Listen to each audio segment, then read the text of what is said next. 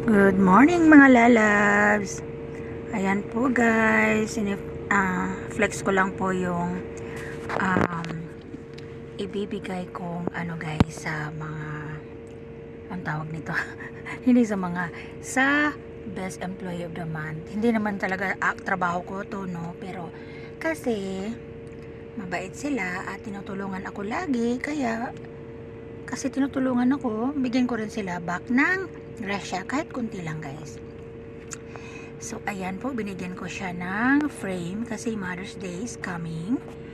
Tapos may konting ano siya, yung gawa niya ng kape. O may mug siya. Tapos may itong black ano siya, candle. Tapos ito siya ay yummy stuff.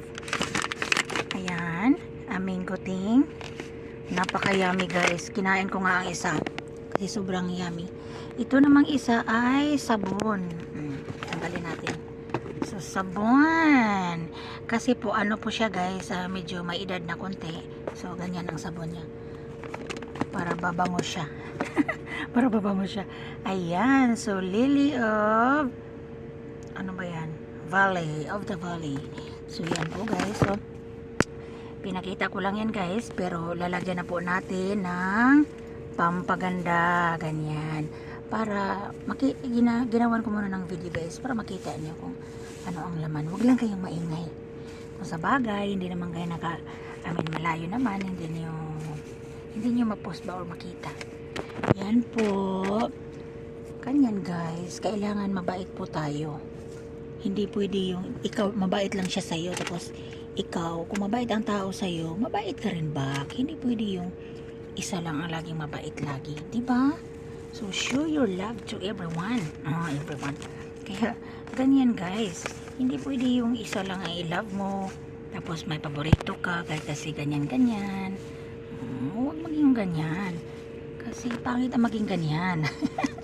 Pangit ang maging ganyan. So hindi po to siya mamahalin guys, kunting ano po yan guys, pero pag ma-receive ito ng tao guys na galing sa puso mo, ay nako, thankful yan forever. So ang tao lang guys na ano, no, hindi naman lahat ay thankful din, no, kahit bigyan mo pa ilang nabigay mo, pero hindi naman hindi lahat. So may taong ganyan guys. So, ito yung binibigyan ko, masashock yan ngayon kasi hindi naman kami masyadong close kasi sa trabaho guys.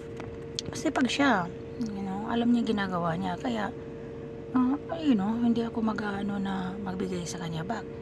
Kasi hindi naman nga sana siya kasali kasi big boss po yun, malaki ang ano niya.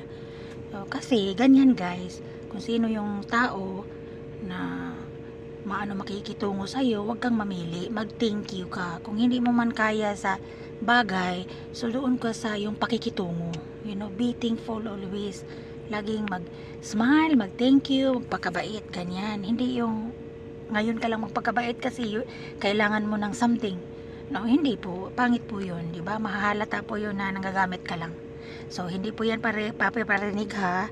Ganun talaga guys, dapat thankful tayo lagi at lagi tayong nagpapasalamat kahit sa maliit na bagay, malaki man o maliit, lagi po tayong nagpapasalamat.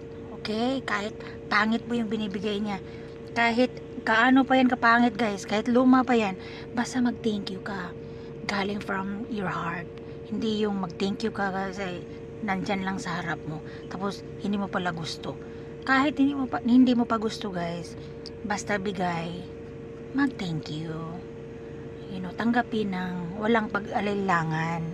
Diba Tagalog yan? Si Shasha, trabaho na ako guys kasi malilate na ako. Okay, salamat, bye bye.